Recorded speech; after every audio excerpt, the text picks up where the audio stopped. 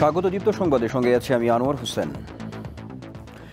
সচিবালয়ে আগুনের ঘটনায় 7 সদস্যের তদন্ত কমিটি গঠন করেছে সরকার। এ বিষয়ে অফিস আদেশ জারি করেছে মন্ত্রিপরিষদ বিভাগ। এর আগে গতকাল মধ্যরাতে রাজধানীর সেগুনবাগিচায় সচিবালয়ের 7 নম্বর ভবনে আগুন লাগে। ফায়ার সার্ভিসের 19টি ইউনিটের চেষ্টায় সোয়া 6 ঘন্টায় আগুন নিয়ন্ত্রণে আসে। সকালে এক সংবাদ সম্মেলনে ফায়ার সার্ভিস জানায়, রাত 1:52 আগুনের খবর পায় তারা। অতি দ্রুত ঘটনাস্থলে পৌঁছান ফায়ার সার্ভিসের কর্মীরা। প্রথমে আগুন নিয়ন্ত্রণের জন্য 8টি ইউনিট কাজ করলেও পরে ইউনিটের সংখ্যা বাড়ানো হয়। সকাল 8টার দিকে সচিবালয়ের আগুন নিয়ন্ত্রণে আসে। আগুন নিয়ন্ত্রণের সময় ট্রাক চাপায় ফায়ার সার্ভিসের এক সদস্য নিহত হয়েছে।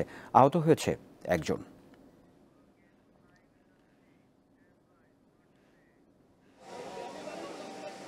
ভিতরে কি হচ্ছে তা আমরা ভিতরে দেখব এবং পুরো সার্চ করার পরে কোনো কিছু পাওয়া যায় কিনা আমরা আপনাদের জানাতে পারবো। হোম সেক্রেটারি অলরেডি ইনস্ট্রাকশন দেওয়া হয়েছে একটা তদন্ত কমিটি, হাই পাওয়ার একটা তদন্ত কমিটি করে দেওয়ার জন্য। 3 থেকে 4 টাকা না, আগুনটা 6 তলায় লাগছে, এগারোটা 7, 8 উপরের দিকে গেছে, কিন্তু নিচে আর আসতে পারে না।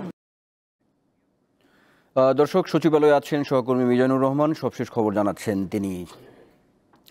মিজান, সচিবালয় উপদেষ্টাদের কেউ গিয়েছেন কিনা এই মুহূর্তে পরিস্থিতি আমাদের জানাবেন।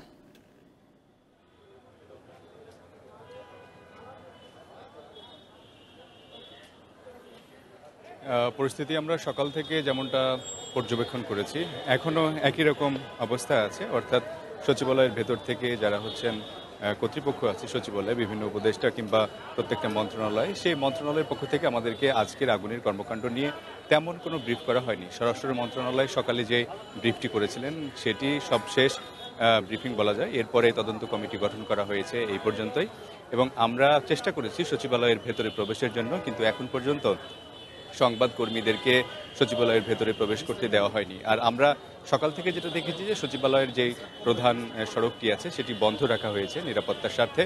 আইন শৃঙ্খলা রক্ষাকারী বাহিনীর সদস্যরা মোতায়েন আছেন, এবং আমরা সকালের দিকে এটাও দেখেছিলাম যে অনেক উপদেষ্টা পায়ে হেঁটে, অর্থাৎ তারা ভেতরে প্রবেশ করেছেন, নিজ নিজ কর্মস্থলে গেছেন, গাড়ি প্রবেশ করতে দেওয়া হয়নি। এবং সচিবালয়ের যারা সাধারণ কর্মচারী তারাও এসে সকালবেলায় ভোগান্তিতে পড়েন। আমরা দেখেছি যে তারা অনেকক্ষণ দাঁড়িয়ে থাকেন, এবং দাঁড়িয়ে থাকার পর পরবর্তীতে 5 নম্বর গেট দিয়ে তাদেরকে একটি গেট দিয়ে প্রবেশ করতে দেখা দেয়। তখন খুব তাড়াহুড়ো হয় এবং হুড়োহুড়ি হয় কর্মচারীদের মধ্যে, এবং অনেকে সচিবালয়ের কার্ড দেখিয়েও তারা ভেতরে প্রবেশ করতে পারেননি, এবং এখনও সেরকম একটি কড়াকড়ি অবস্থা দেখা গেছে। আমি যে গেটে আছি সেখানকার অবস্থাটি দেখাই যে এই গেটটি এখনও বন্ধ ঠিক না হলেও পুরোপুরি খোলা নেই, এবং আইন শৃঙ্খলা বাহিনীর সদস্যরা এখনও মোতায়েন আছেন। আর আগুনের যে ব্যাপারটি সকালের দিকে যেটা ফায়ার সার্ভিসের পক্ষ থেকে বলা হয়েছিল যে বৈদ্যুতিক ত্রুটি থেকে এই আগুনের ঘটনা ঘটে থাকতে পারে, মানে তাদের ফায়ার সার্ভিসের অভিজ্ঞতা তারা আমাদের সাথে ভাগাভাগি করেছিলেন, কিন্তু এটাও বলেছিলেন ফায়ার সার্ভিসের পক্ষ থেকে যে তদন্ত কমিটি বা যেটা গঠন করা হবে তারপরে তাদের তদন্ত কমিটির রিপোর্ট ছাড়া সুনির্দিষ্ট করে বলা খুব কঠিন। যদিও স্বরাষ্ট্রমন্ত্রীও একই কথা বলেছেন যে তদন্ত কমিটির রিপোর্ট ছাড়া এই উৎসটা এখন বলা কঠিন হবে। আর স্বরাষ্ট্রমন্ত্রীর কাছে আরেকটি প্রশ্ন ছিল যে এই বিষয়টাকে নাশকতা বা অন্য কোনো ষড়যন্ত্র হিসেবে দেখছেন কিনা। তিনিও এই কথাও বলেছেন যে তদন্ত কমিটির প্রতিবেদন ছাড়া আসলে সুনির্দিষ্ট করে কোনো কিছু বলা যাবে না। তবে কিছুক্ষণ আগে আমরা এখানে দুর্যোগ ও ত্রাণ ব্যবস্থাপনা উপদেষ্টা কিছুক্ষণ আগে বেরিয়ে গিয়েছিলেন তিনি তার কর্মস্থল থেকে, এবং তিনি বলছিলেন তিনি দেখে আসছেন যে 7 নম্বর ভবনের যে 6 তলা পুড়ে গেছে সেখানে ফ্লোর সহ অন্যান্য প্রয়োজনীয় যে আসবাবপত্র থাকে সেগুলো পুড়ে গেছে, এবং ক্ষয়ক্ষতির মাত্রাটা খুব কম নয়। তবে দেখার বিষয় যে কি পরিমাণ ক্ষতি হয়েছে স্বরাষ্ট্র মন্ত্রণালয় বা অন্য কোনো মন্ত্রণালয়ের পক্ষ থেকে আমাদেরকে ব্রিফ করলে আমরা সেটা হয়তো পুরোপুরি জানাতে পারবো। তো এই ছিল সচিবালয়ের সামনে থেকে আমার কাছে সর্বশেষ তথ্য। ধন্যবাদ আপনাকে। সচিবালয় থেকে যুক্ত ছিলেন সহকর্মী মিজানুর রহমান। এবার পরের প্রসঙ্গ। দেশি বিদেশি ষড়যন্ত্র চিহ্নিত করতে প্রয়োজনে বিদেশে থাকা ব্যক্তিদের জিজ্ঞাসাবাদ করা হবে বলে জানিয়েছেন বিডিআর কমিশনের চেয়ারম্যান মেজর জেনারেল আলম ও ফজলুর রহমান।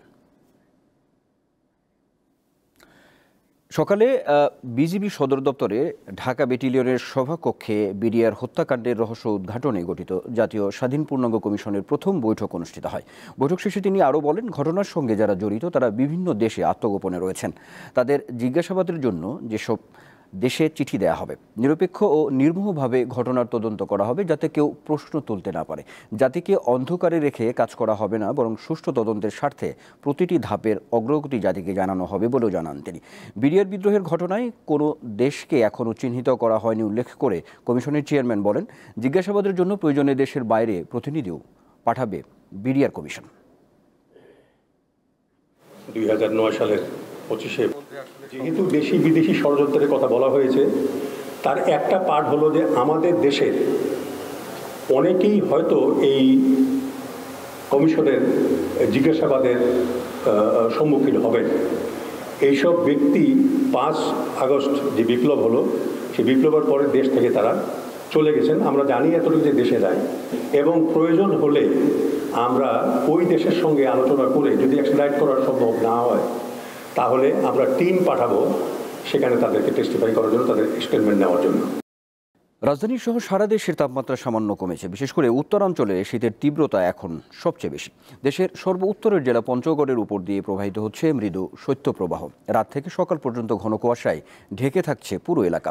কুড়িগ্রামে সকাল 10টায় সর্বনিম্ন তাপমাত্রা 10.8 ডিগ্রি সেলসিয়াস রেকর্ড করেছে রাজারহাট আবহাওয়া পর্যবেক্ষণ কেন্দ্র। তীব্র ঠান্ডায় বিপাকে পড়েছে কৃষি শ্রমিক ও স্বল্প আয়ের খেটে খাওয়া শ্রমজীবীরা।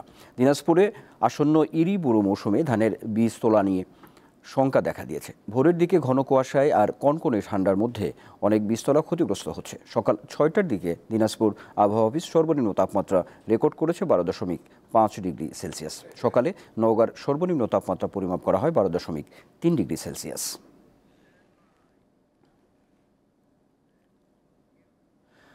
আন্তর্জাতিক প্রসঙ্গ।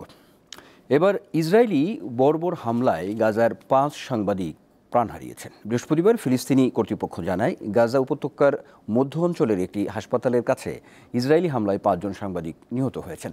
আন্তর্জাতিক গণমাধ্যম জানায়, আল কুদস টুডে চ্যানেলের সাংবাদিকরা নুসাইরাত শরণার্থী শিবিরে অবস্থিত আল আউদা হাসপাতালের কাছে ঘটনা কভার করার সময় তাদের সম্প্রচার ভ্যানটি ইসরায়েলি বিমান হামলার শিকার হয়।